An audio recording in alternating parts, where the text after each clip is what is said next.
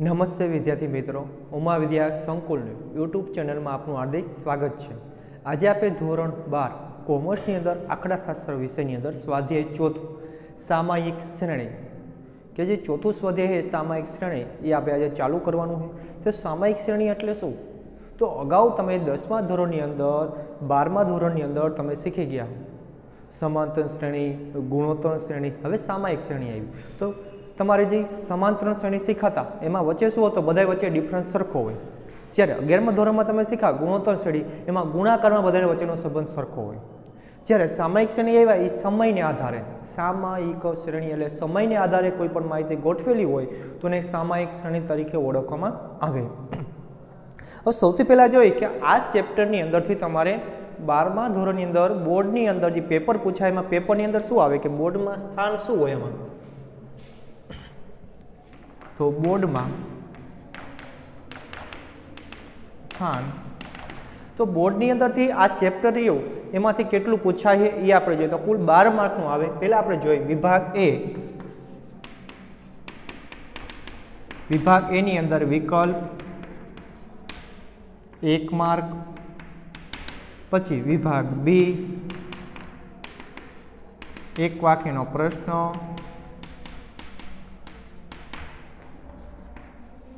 એમાં પણ 1 માર્ક, પછી આવે વિભાગ સી દાખલો પ્લસ થિયરી 2 માર્ક, દાખલો પૂછાય અથવા થિયરી પૂછાય 2 માર્કનું। વિભાગ ડી દાખલો એ 3 માર્કની અંદર, ને વિભાગ એની અંદરથી કાંઈ આવતું નથી।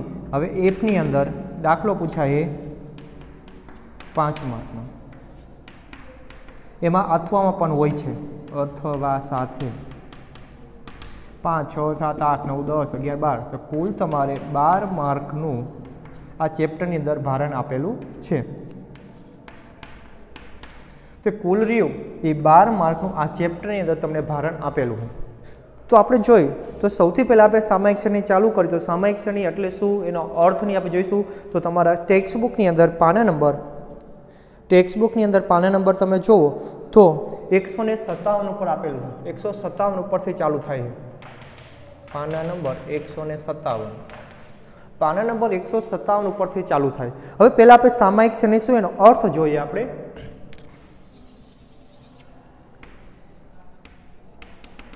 તો અર્થ એટલે શું? તો કે અમુક સમયાંતરે એકત્રિત કરેલી અને સમય અનુસાર ગોઠવવામાં આવેલી આંકડાકીય માહિતીને સામાયિક શ્રેણી કહેવામાં આવે છે। તો અમુક સમયાંતરે એકત્રિત કરેલી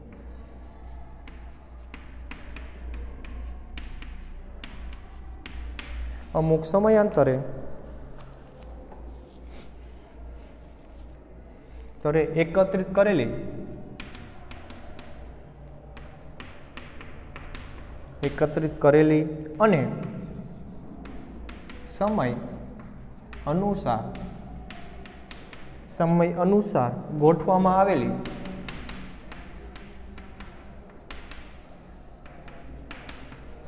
ગોઠવવામાં આવેલી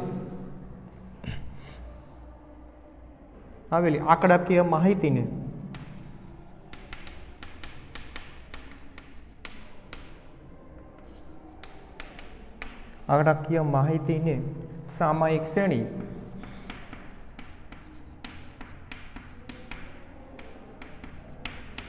કહે છે। તો કે અમુક સમયાંતરે કે 5-5 વર્ષ હોય કે 2 વર્ષ કે દર વર્ષે અમુક સમયાંતરે કે ચોક્કસ વર્ષ નક્કી કર્યો, એ ચોક્કસ વર્ષના અંતે જે ગોઠવેલી હોય તો એવી જે આંકડાકીય માહિતી હોય છે એને સામાયિક શ્રેણી તરીકે ઓળખવામાં આવે। હવે એની આપણે જોઈએ આગળ એમાં તો સામાયિક શ્રેણી તરીકે ઓળખવામાં આવે। સામાયિક શ્રેણીમાં સમય સાથે સંબંધિત ચલની કિંમતો હોય। આ સામાયિક શ્રેણી અંદર ચલની સમય સાથે કિંમતો હોય। દાખલા તરીકે 2001ની અંદર કોઈ કિંમત આપી હોય, 2002ની અંદર, 2003ની અંદર કોઈ સમય અનુસાર દાખલા તરીકે માહિતી, દાખલા તરીકે આપણે જોવા જાય તો વસ્તીના આંકડા દર વર્ષે બહાર પડે છે, વસ્તીના આંકડા એ પણ સામાયિક શ્રેણી અનુસાર છે। એટલે સમયને અનુસાર સંબંધિત ચલ આપેલા હોય। આવા ચલને લાંબા ગાળાની કિંમતોનો અભ્યાસ કરવામાં આવે છે। કે આવી જે કિંમત આપેલી હોય સમય અનુસાર લાંબા ગાળાની કે 2001 થી 10 વર્ષ સુધીના કે 15 વર્ષ સુધીનો એ બધાય આંકડાકીય માહિતી લઈ એના ઉપર અભ્યાસ કરવામાં આવે તો તેના દ્વારા ભવિષ્યમાં આ ચલની કિંમત શું થશે તેનું અનુમાન પણ લગાવવામાં આવે. હવે કે 15 વર્ષની જે આંકડાકીય માહિતી આપી હોય એનો અભ્યાસ કરી અને આવનાર વર્ષની અંદર કે વર્તમાન છે કે ભવિષ્ય છે એ ભવિષ્યની અંદર એની કિંમત શું થશે, એ કેટલો વધારો થશે એ અનુમાન લગાવવામાં આવે. દાખલા તરીકે અત્યારે કોઈ પણ આપણે ક્ષેત્રની અંદર જોઈ તો એવું કહી છે કે આવતા વર્ષની અંદર આટલું આનું કોઈ ખેતીની અંદર કહી કે કપાસનું ઉત્પાદન આટલું થશે અથવા તો આવતા દિવસની અંદર વસ્તીમાં આટલો વધારો થશે. એ અનુમાન કેના આધારે લગાવતા હોય કે આ સમય આધારિત જે માહિતી આપેલી હોય એ 15 કે 10 વર્ષ એના ઉપર અભ્યાસ કરી અને પોતે અનુમાન લગાવતા હોય કે આમાં પણ આપણે જે દાખલા આવશે અનુમાન લગાવવાના જ આવશે કે આપણે સૂત્રનો ઉપયોગ કરીને અનુમાન લગાવવાનું હોય. પછી આપણે જોઈએ એની વ્યાખ્યા જોઈ.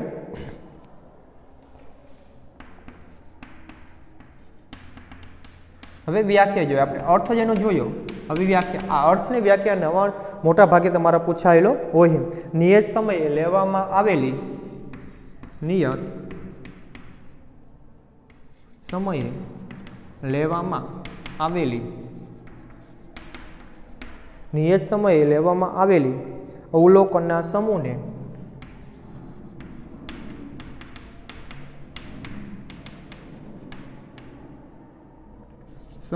સામયિક શ્રેણી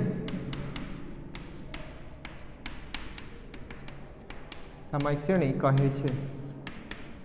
કે અમુક સમયના અંતરે એટલે કે અમુક સમય નક્કી કર્યો હોય સમયના અંતરે જે માહિતી લેવામાં આવે એને સામયિક શ્રેણી તરીકે ઓળખવામાં આવે, જેને સંજ્ઞામાં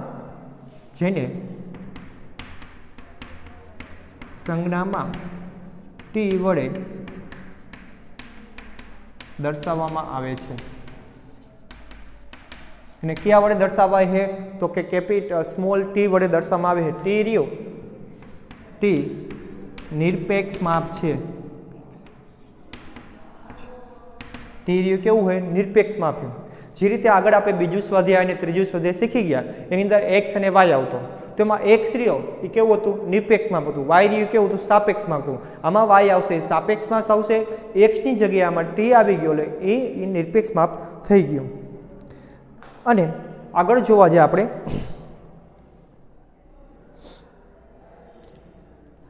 હવે કે ટી નિરપેક્ષ માપ છે, જે સાપેક્ષ વાય ટી રહ્યો ત્યાં પછી એની અંદર વાય આવશે, એક ટી આવશે નિરપેક્ષ માપ અને વાય આવશે એ સાપેક્ષ માપ આવશે. એ સાપેક્ષ માપ આવશે. તમને આવું પૂછી શકે કે વિકલ્પની અંદર પૂછી શકે કે સામયિક શ્રેણીની અંદર ટી રહ્યો એ કેવું માપ છે અથવા સાપેક્ષ માપ શું છે એવું પ્રશ્ન અંદર પૂછીએ કે સામયિક શ્રેણી, તો તમે કહી શકાય કે ટી રહ્યો નિરપેક્ષ માપ છે અને વાય રહ્યો એ સાપેક્ષ માપ છે. હવે આગળ એનું મહત્વ જોઈએ તો આનું મહત્વ શું છે? એ મહત્વ જોઈએ તો તમને પેજ નંબર 159 ઉપર તમને એનું મહત્વ આપેલું છે. 159 ઉપર એનું મહત્વ તમને આપેલું. હવે આપણે જોઈએ એનું મહત્વ જોઈએ. આધુનિક યુગમાં વેપાર તેમજ ધંધાકીય પ્રવૃત્તિમાં વધતી અનિશ્ચિતતાના કારણે સામયિક શ્રેણી વડે એકત્રિત કરેલી માહિતી ખૂબ જ અગત્યની છે. કે અત્યારે આધુનિક યુગના જોઈએ કે દિવસે ને દિવસે અનિશ્ચિતતા જે આપણે કારણ હોય એ આપણે જોવા જાય પરિસ્થિતિ રહી આપણે ધારી હોય પરિસ્થિતિ નથી આવતી, અચાનક જ ગમે એવી પરિસ્થિતિ આવીને ઉભી રહી. અત્યારે જ આપણે જોવા જઈએ અત્યારે વર્તમાનની અંદર તો દિવસે ને દિવસે પરિસ્થિતિ ખરાબ થતી જાય છે, એટલે કે અનિશ્ચિતતા રહેલી. એના કારણે ખૂબ જ અગત્યનું છે કે નીચેના કારણો સામયિક શ્રેણીમાં અભ્યાસ માટે ખૂબ જ મહત્વની નીચેના કારણો આપ્યા એ કારણ લીધે આ શ્રેણી આપણને ખૂબ જ ઉપયોગી છે. તો આપણે મહત્વ જેમાં પહેલું મહત્વ ભૂતકાળની માહિતી પરથી શ્રેણીના કિંમતમાં થતા ફેરફારની દિશા અને તરાહ જાણી શકાય છે. કે ભૂતકાળની કોઈ માહિતી આપેલી હોય આપણે દાખલા આપશે જૂના વર્ષની જ આંકડાકીય માહિતી હોય એટલે કે જૂના 10 વર્ષની કે 15 વર્ષની જે માહિતી આપેલી હોય એ માહિતીને આપણે ધ્યાનમાં રાખી અને એમાં શું ફેરફાર થયો હોય 10 વર્ષની અંદર એનો અભ્યાસ કરી અને આવનાર ભવિષ્યની અંદર શું ફેરફાર થશે એની આપણે દિશા અને તરાહ જાણી શકીએ. કે આપણો કોઈ ધંધો કરતા હોય કે કોઈ પણ વસ્તી વધારો હોય કે કોઈ પણ ઉત્પાદનના આંકડા આવતા વર્ષની અંદર કઈ બાજુ જશે, એનો વધારો થશે, એમાં ઘટાડો થશે, શું થશે આપણે અગાઉથી જાણી શકીએ. તરાહ એટલે કે એ કઈ તરફ વધારો થઈ રહ્યો કે ઘટાડો થઈ ગયો આપણે જાણી શકીએ. બીજું, શ્રેણીની કિંમતમાં કેટલા પ્રમાણમાં ફેરફાર થાય છે તે પરથી ભવિષ્યમાં થતા ફેરફારનો અંદાજ મેળવી શકાય. કે આંકડાકીય માહિતી 10 વર્ષની આપેલી એમાં શું ફેરફાર થયો, કેટલા વર્ષે એમાં આંકડાકીય વધ્યા છે કે ઘટ્યા છે એનો ખ્યાલ રાખી આપણે ભવિષ્યમાં પણ આપણે શું વધારો થશે શું ઘટાડો થશે એનો અંદાજ પણ આપણે લગાવી શકીએ છીએ.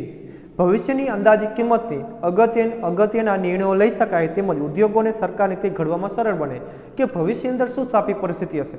અત્યારે 10 વર્ષ કે 15 વર્ષની અંદર આ પરિસ્થિતિ હતી, તો આવનાર વર્ષની અંદર પરિસ્થિતિ શું હશે, તો એને ધ્યાનમાં રાખીને ઉદ્યોગપતિ કોઈ પણ નિર્ણય લઈ શકે. કારણ કે આવતા વર્ષની અંદર જેનું ઉત્પાદન ઘટવાનું હોય તો ઉત્પાદન કેવી રીતે વધારવું એનો નિર્ણય લઈ શકે. અથવા તો આવતા વર્ષની અંદર ઉત્પાદન વધી જવાનું હોય તો એને વેચાણ કરવું ક્યાં કરવું, એનું વેચાણ કેવી રીતે કરશું એનો પણ નિર્ણય લઈ શકે. એ જ રીતે સરકાર છે જે તે અત્યારે ઘણી બધી પરિસ્થિતિનો સામનો કરી રહી છે, એમાં પોતે અગાઉથી નિર્ણય અત્યારે લેવા માંગી છે. એટલે કે સરકારને કે આવતા વસ્તી વધારો હોય કે કોઈ પણ ઉત્પાદન વધવાનું હોય કે આવતા દેશની અંદર વરસાદ ખૂબ જ થવાનો, તો એની પરિસ્થિતિ સામે શું લડશે અગાઉથી પોતે આયોજન કરી શકે, અનુમાન લગાવેલું હોય તો. 2 અથવા 2 થી વધુ ઉદ્યોગપતિઓ અથવા સરકાર સંસ્થાઓ તેમના દ્વારા મેળવેલી સામાયિક શ્રેણીની માહિતીનો તુલનાત્મક અભ્યાસ કરી શકાય. કે 2 કે 2 થી વધુ કોઈ કંપની હોય કે 2 વર્ષના આંકડા હોય એનો અભ્યાસ કરી શકાય કે કયા ઉદ્યોગની અંદર કે કયા સમયની અંદર એનો વધારો થયો ઘટાડો થયો હોય એનો અગાઉથી પોતે શું અંદાજ લગાવી અને પોતાનો અભ્યાસ કરી શકે કે કઈ કંપની વધારે અનુકૂળ છે, કઈ કંપની અનુકૂળ નથી, અને આંકડાકીય માહિતીનો અભ્યાસ એટલે તફાવત ગોતી શકે છે. હવે સામાયિક શ્રેણીની વ્યાખ્યા એ આપણે જોઈ લીધી.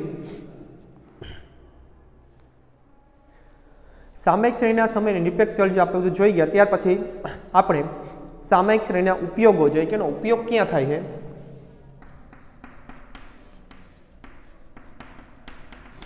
એનો ઉપયોગ ક્યાં થાય, આ સામાયિક શ્રેણીનો ઉપયોગ કઈ જગ્યાએ કરવામાં આવે.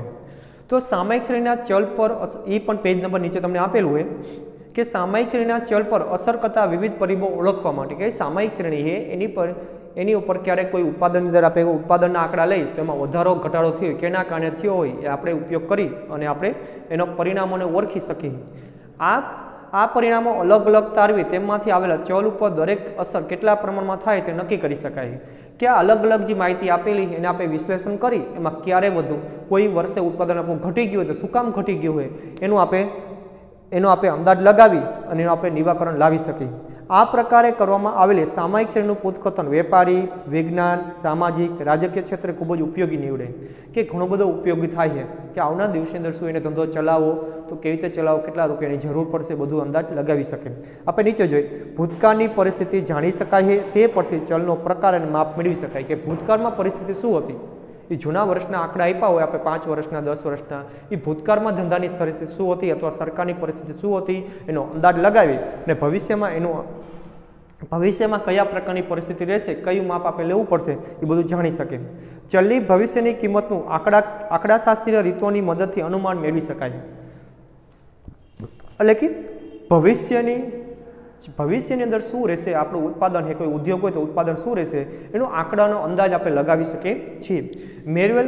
મેળવેલ અનુમાનિત કિંમતના આધારે ભવિષ્યમાં તેને યોગ્ય નિર્ણય લઈ શકાય તેમજ કાર્યનું આયોજન કરી શકાય. કે ભવિષ્યનું અનુમાન કરેલું હોય તો ભવિષ્ય માટે શું આયોજન કરવું પડશે, જો એને ઉત્પાદન વધારવું પડે એમ હોય તો કેટલા રૂપિયાની જરૂર પડશે, રૂપિયાનો અંદાજ કેવી રીતે લખી શકાય, એ અંગે અસરકારક પગલાં લઈ શકાય. જુદા જુદા સ્થળે અથવા સમયે આપેલ ચલમાં થતા ફેરમાં તુલનાત્મક અભ્યાસ કરી શકાય. કે જુદા જુદા સ્થળના હોય, કોઈ રાજ્ય જોઈએ આપણે કે કોઈ રાજસ્થાન છે કે મધ્યપ્રદેશ અને ગુજરાતના ઉદ્યોગોની સાથે સરખામણી કરી શકાય. એ બે સરકારની સરખામણી કરી શકાય કે જુદા જુદા સ્થળ અથવા જુદા જુદા ચલની અંદર જે ફેરફાર થાય એનો તુલનાત્મક તફાવત આપણે જાણી શકીએ. ભૂતકાળની કિંમતો પરથી મેળે અનુમાનિત કિંમતોને વર્તમાન કિંમતોની તુલના કરી જો કોઈ તફાવત હોય તો આપણે શોધી શકાય. કે અનુમાન ભવિષ્યમાં કરેલું હતું એ અનુમાન કરેલું હોય એ પ્રમાણે દિવસની અંદર આપણું ઉત્પાદન થયું કે નહીં. આપણે દાખલા કંપની લીધી તેમાં ઉત્પાદન આપણે લગાડ્યું હોય કે 5 કરોડનું થશે, તો જ્યારે વર્ષ આવ્યું ત્યારે 5 કરોડનું ઉત્પાદન થયું કે નહીં એ અનુમાન લગાવી આપણે શોધી શકીએ. એટલે કે આપણે એનું કારણ શોધી શકીએ. ત્યાર પછી આપણે જોવા જઈએ વલણ. ત્યાર પછી આવશે શ્રેણીના ઘટકો, સામાયિક શ્રેણીના ઘટકો. એ તમારે બોર્ડની અંદર ફરજિયાત એકાદો પ્રશ્ન એમાંથી આવે જ છે. સામાયિક શ્રેણીના ઘટકો આપણે લઈ લેવે.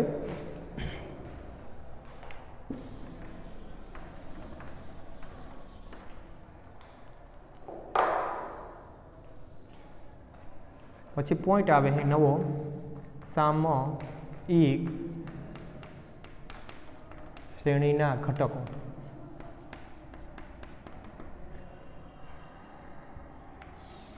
સામાયિક શ્રેણીના ઘટકો મુખ્ય 4 છે. એ ચારેય ઘટકોમાંથી ગમે ત્યારે એકાદો પ્રશ્ન આવે જ છે. તો આપણે જોઈએ હવે સામયિક શ્રેણીમાં પહેલો તમને ઘટક આપ્યો છે, આપણે 4 મુખી આપ્યા, એમાં આપ્યું દીર્ઘકાલીન ઘટક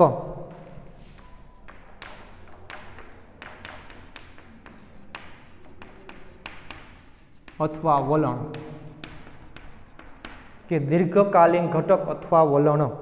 તો દીર્ઘકાલીન ઘટક અથવા વલણ, તો દીર્ઘકાલીન એટલે શું? એના શબ્દો ઉપર જે ચારે ઘટક ક્રિયા એના શબ્દ ઉપરથી જેની વ્યાખ્યા બને કે દીર્ઘકાલીન એટલે શું? દીર્ઘ એટલે લાંબો સમય, કે જે ચલ રાશિમાં લાંબા સમયના ગાળે કોઈ ફેરફાર જોવા મળતો હોય તો એવા સામયિક શ્રેણીને દીર્ઘકાલીન અથવા વલણ તરીકે ઓળખવામાં આવે. તો આપણે લખીએ એમાં કે સામયિક શ્રેણીના ચલમાં, સામયિક આ બધાની વ્યાખ્યા લખવું અને સંજ્ઞા પણ કહેતો જાવું કે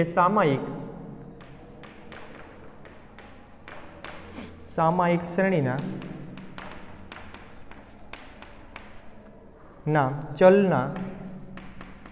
ચલમાં ખૂબ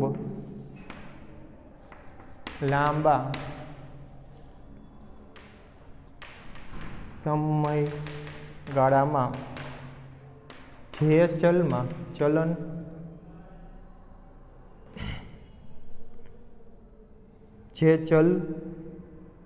ચલન જોવા મળે, એક આપણે ટૂંકી વ્યાખ્યા લખી, આપણે મોટી નથી લખવી, જે સમયગાળામાં ચલ રાશિમાં સામયિક શ્રેણીના ચલમાં ખૂબ લાંબા ગાળાના સમયમાં શ્રેણીમાં ફેરફાર જોવા મળે તેને દીર્ઘકાલીન ઘટક અથવા વલણ કહે છે. કે જે સામયિક શ્રેણીના ચલમાં ખૂબ જ લાંબા ગાળાની અંદર કોઈ સમયની અંદર શ્રેણીમાં ફેરફાર જોવા મળે તો દીર્ઘકાલીન ઘટક તરીકે ઓળખવામાં આવે, જેને સંજ્ઞામાં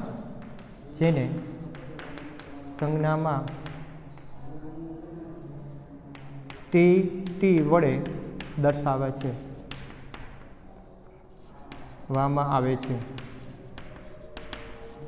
કે જે ચલ રાશિની અંદર લાંબા ગાળાની અંદર કોઈ ફેરફાર જોવા મળે તો એવા ફેરફારને દીર્ઘકાલીન વધઘટ તરીકે ઓળખવામાં આવે છે, જેને સંજ્ઞામાં ટી વડે દર્શાવવામાં આવે છે. પહેલો રી હંમેશા કેપિટલ આવે, બીજો જે આવે છે એ મોસમી ઘટક આવે.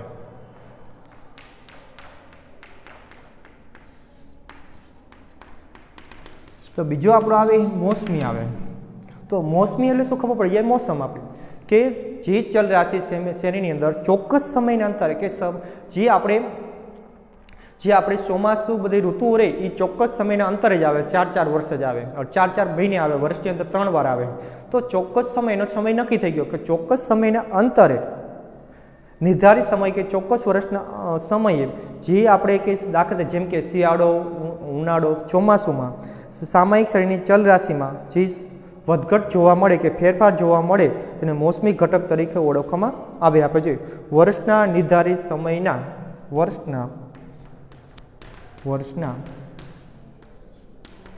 નિર્ધારિત સમયમાં દાખલા તરીકે ઉનાળો,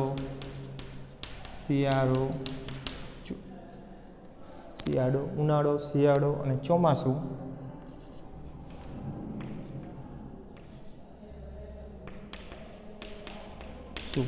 કે નિર્ધારિત સમયની અંદર આપણે જોઈએ શિયાળો, ઉનાળો, ચોમાસું આપણા રહ્યા ઋતુઓ સામયિક શ્રેણી વર્ષના નિર્ધારિત સમયમાં સામયિક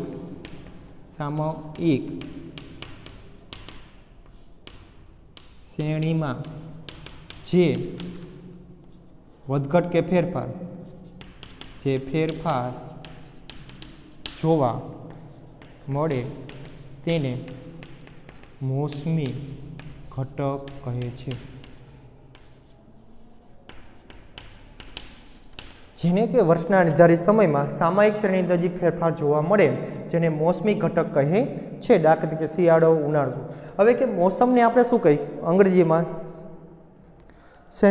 એટલે કે આપણે મોસમને મોન્સૂન કહીએ, એટલે કે એને એસટી વડે દર્શાવાય છે.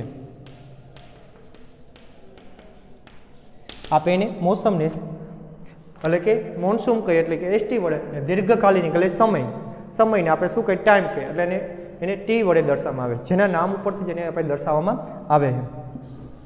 ત્યાર પછી આવશે હવે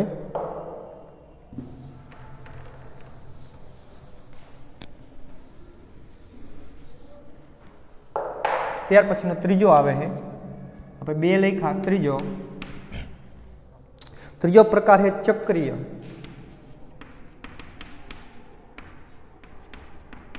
ચક્રીય ઘટક. તો ચક્રીય ઘટક કોને કહેવાય? ચક્રીય એટલે શું? તો કે તેજી મંદીને એના કારણે તેજી મંદી, હરીફાઈ, તો એને લખી તેજી મંદી,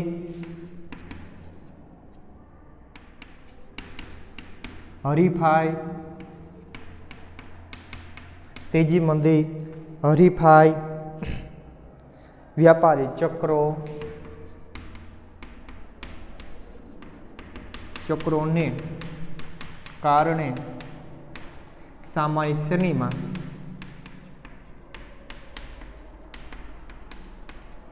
શ્રેણીમાં જે ફેરફાર જોવા મળે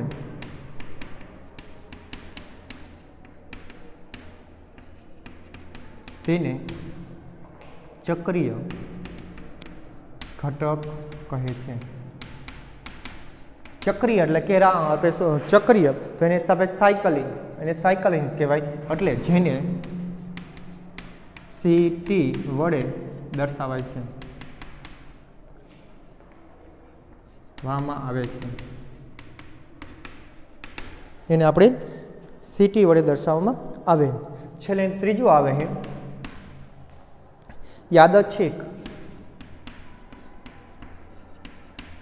કે અનિયમિત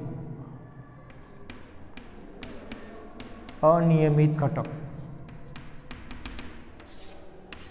ત્રીજો આવે અનિયમિત ઘટક. અનિયમિત ઘટક એટલે શું? કે જો ચોક્કસ ન હોય, ગમે ત્યારે આવી પડતો હોય, કે રાજકીય, કુદરતી,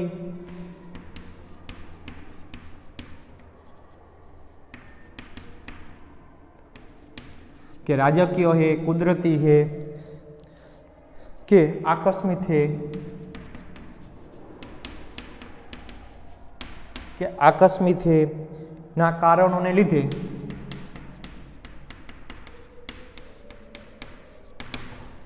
ने कारण ने लीधे सामयिक श्रेणी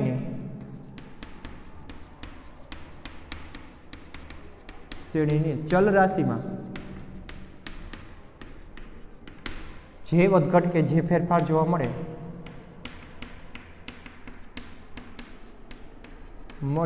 તેને યાદચ્છિક કે અનિયમિત ઘટક કહે છે. એટલે કે રાજકીય, કુદરતી કે આકસ્મિક કારણ લીધે ગમે ત્યારે અચાનક જે કોઈ આપણે અચાનક કારણ લીધે સામયિક શ્રેણીમાં જે ફેરફાર જોવા મળે એને આપણે યાદચ્છિક કે અનિયમિત ફેરફાર જોવા આપણે કહીશું. અનિયમિત ઘટક તરીકે ઓળખવામાં આવે જેને આર વડે રેન્ડમ, અનિયમિત આવે છે એટલે રેન્ડમ, જેને RT વડે દર્શાવવામાં આવે છે.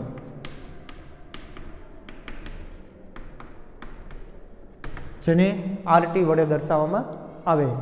હવે આ ઘટક એવો હોય કે સામયિક શ્રેણી અંદર જે મોસમી છે, ચક્રીય છે, એ પણ કારણોમાં સમાવેશ કરી શકાય. જ્યારે આપણે જોવા જઈએ તો આ જે રહે ને આપણે એ ખૂબ જ દૂર કર્યા પછી પણ ઘટકને આપણે એટલે કે ચક્રીય હોય, આપણે ચક્રીય મોસમ ઘટક છે, આપણે મોસમી જો કે ચક્રીય, એનો પણ સમાવેશ આમાં થઈ શકે. આ જે ઘટકરીઓ તમને પૂછે કયા ઘટકનું અગાઉથી અનુમાન કરી શકાતું નથી, કે આનું અગાઉથી અનુમાન પણ ન કરી શકાય,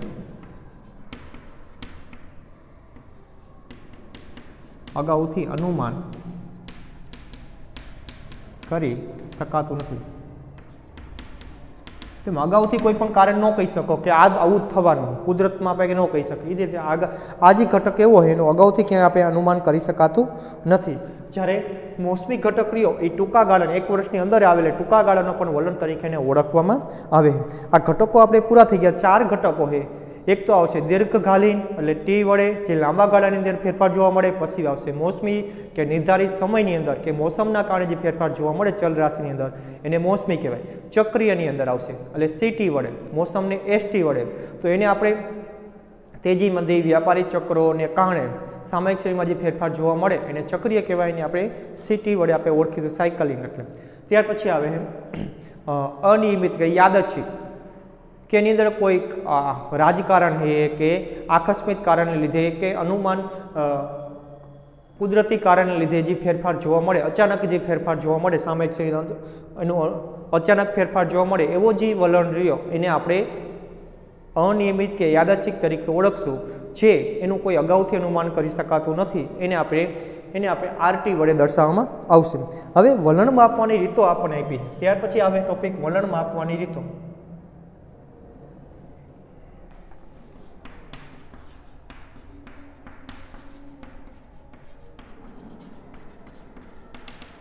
હવે વલણ માપવાની રીતની અંદર જોવા જાય, પહેલી રીત છે આલેખની રીતે.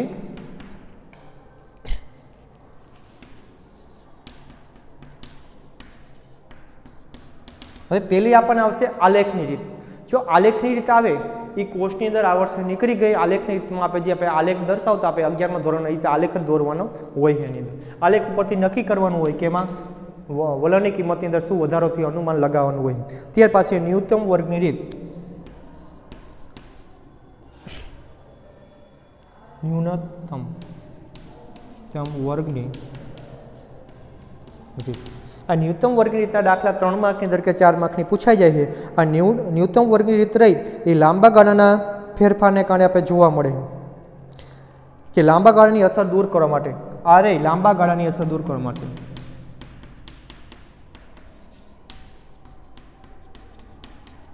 એવું વિકલ્પમાં પૂછાઈ જાય કે લાંબા ગાળાની અસર દૂર કરવા માટે સામાયિક શ્રેણીની અંદર કઈ રીતનો ઉપયોગ થાય તો ન્યૂનતમ વર્ગની રીતની અંદર આપણે. ત્યાર પછી આવે ત્રીજી ચલિત સરેરાશની રીત. એ ટૂંકા ગાળાની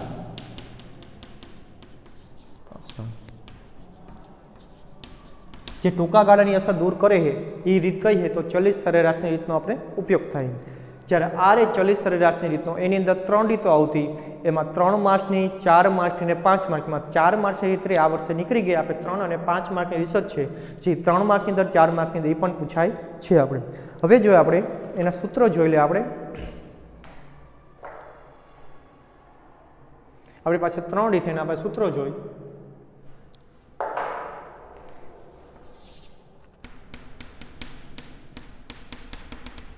તો ન્યૂનતમ વર્ગના પહેલા આપણે સૂત્રો જોઈએ. ન્યૂનતમ વર્ગની રીતના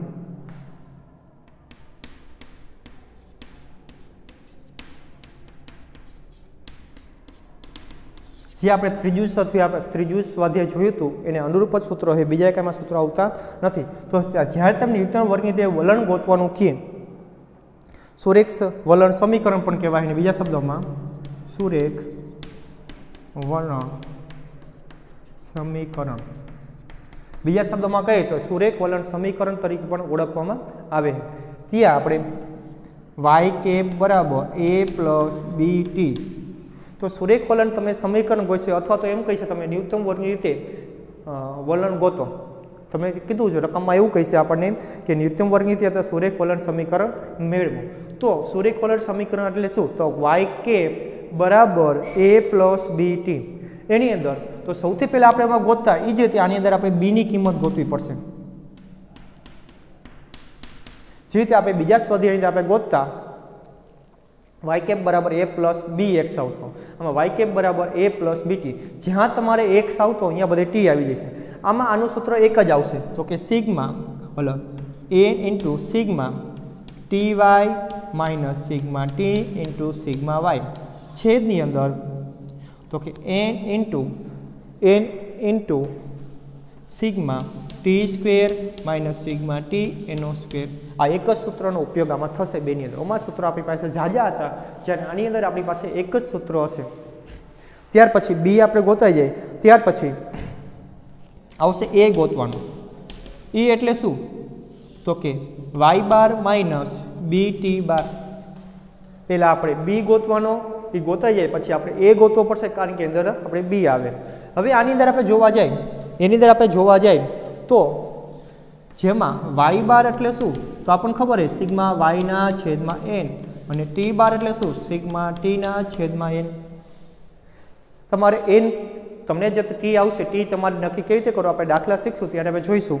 તો આની અંદર આપણે જોવા જઈએ કે વાય રહ્યો એ સાપેક્ષ માપે અને જ્યારે ટી રહ્યો એ નિરપેક્ષ માપે, એ અગાઉ આપણે જોઈ ગયા. આપણે એમાં બીનું સૂત્ર જોયું, એનું પણ સૂત્ર આપણે જોયું. અને આપણે જ્યારે સૌથી પહેલાં આપણે વાય બાર ટી બાર ગોતવો પડશે, પછી બી ગોતવો પડશે, પછી એ ગોતવો પડશે, પછી આપણે સુરેખ વલણ સમીકરણ લખશું જેમાં લખતા નિયત સંબંધ લખતા નિયત સંબંધ રેખા આપણે ગોતતા એ જ રીતે આની અંદર દાખલો કોપી ટુ કોપી આખો એ જ રીતે આવશે. આની અંદર તમારે 3 સૂત્રનો ઉપયોગ કરીને યુક્તમ વર્ગની રીતે આપણે વલણ ગોતવાનું હોય. ત્યાર પછીની રીતે આવે આપણી પાસે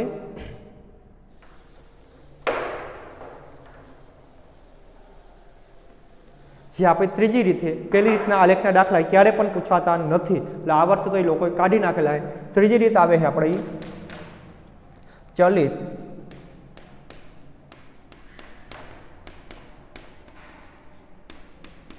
ચલિત સરેરાશની રીતની અંદર. એની અંદર આપણી પાસે એની અંદર આપણે જોવા જાય તો એની અંદર આપણી પાસે કુલ કેટલી રીતો હોય એમાં 3 રીતે.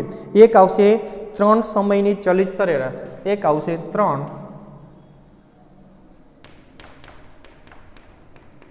સમયની ચલિત સરેરાશ.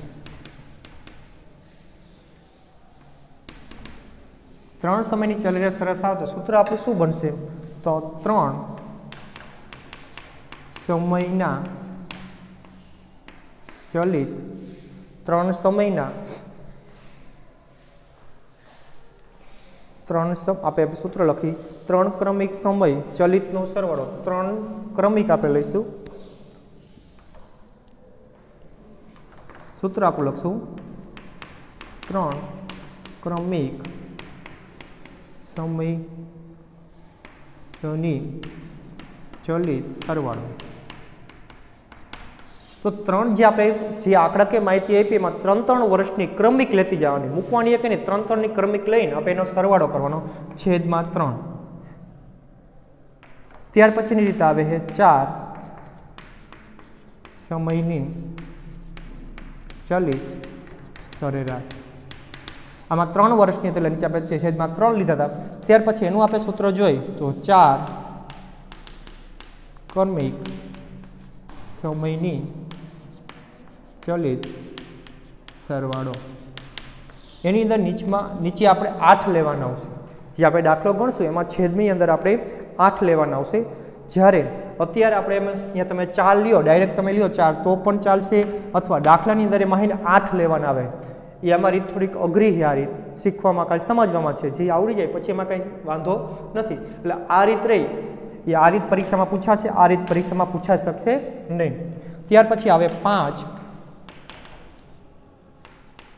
સમયની ચલિત સરેરાશ. એમાં આપણે જોવા જાય તો એનું સૂત્ર આવશે 5 ક્રમિક સમયની ચલિત સરવાળો. આની અંદર 5 આમાં 3 કિંમતનો સરવાળો લેવાનો હોય, આમાં 5 ક્રમિકનો સરવાળો લે છેદમાં 5 વડે ભાંગવાના હોય. આ રીત પણ પરીક્ષામાં પૂછાશે. આ પૂછાય તો 3 માર્કની અંદર પૂછાય, આ 4 માર્કની અંદર પૂછાય, અથવા જો મોટી કિંમત આપી તો 4 માર્કમાં પૂછાઈ શકે. ત્યાર પછી આપણે સુલેખ વલણ સમીકરણ આવે. હવે આપણે એનું મોડલ જોવાનું હોય. છેલ્લો જે ટોપિક આવે ત્યાર પછી આપણા દાખલા ચાલુ થઈ શકે.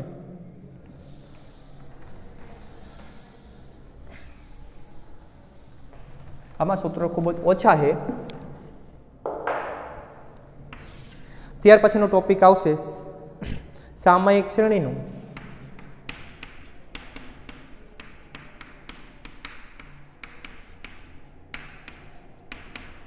સામયિક શ્રેણીનું યોગનીય મોડેલ. સામયિક શ્રેણીનું યોગ્ય મોડેલ એ તમારે 1 માર્કની અંદર કે 2 માર્કની અંદર ઘણીવાર પ્રશ્ન પૂછાઈ ગયેલો છે. તો એનું આપણે આવશે YT બરાબર TT, જેટલા આપણે 4 વલણ જોઈએ એનો સરવાળો, પછી આવશે ST plus CT plus RT.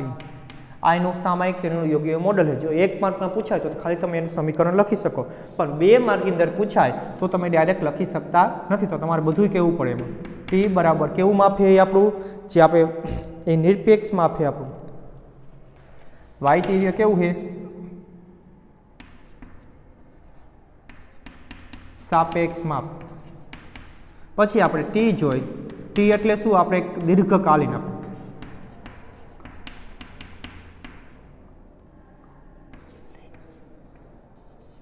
દીર્ઘકાલીન ઘટક. ત્યાર પછી આવશે એસટી એટલે કે મોસમી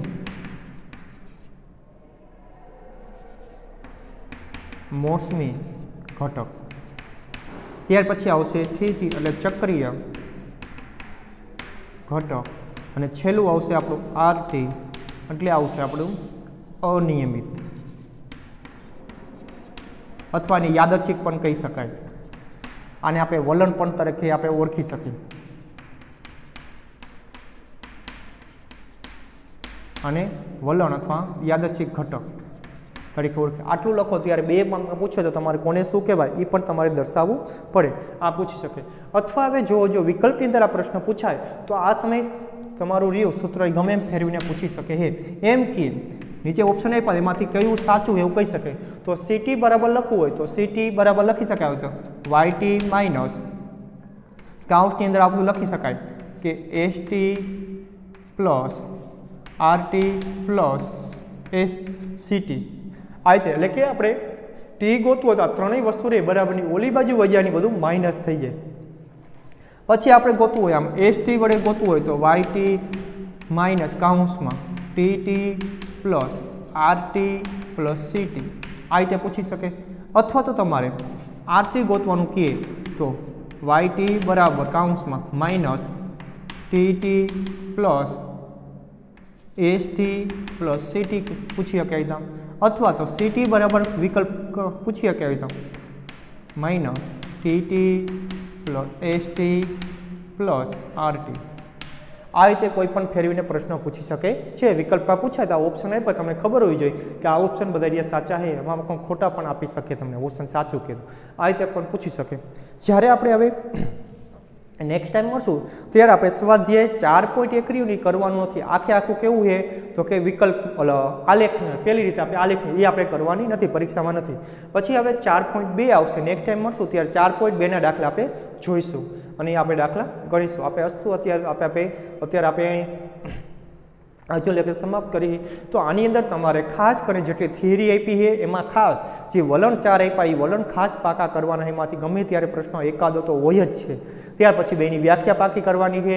ત્યાર પછી આપણે સૂત્ર પણ પાકા કરવાની. યોગ્ય મોડેલમાંથી પ્રશ્ન પૂછાઈ શકે છે. અને આ સૂત્રમાં મેઇન 3 જ આવે. આના 3 છે અને આના પણ 3. એમાંથી એક નીકળી ગયું. આ સિમ્પલ રીતે આના સૂત્ર પાકા ન કરો તો પણ તમારે દાખલો ગણો એટલે ઓટોમેટિક મગજમાં તમને સરેરાશ ગોતવાનું સાદું સિમ્પલ છે.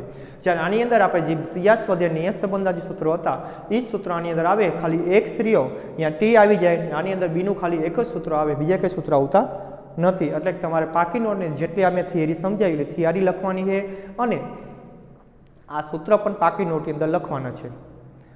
એટલું લખી નાખજો. પછી આપણે નેક્સ્ટ ટાઈમ મળશું, પીરિયડ આવશે આપણો, ત્યારે આપણે એના 4.2 ગણી આપણે એના દાખલા ચાલુ કરશું. અસ્તુ.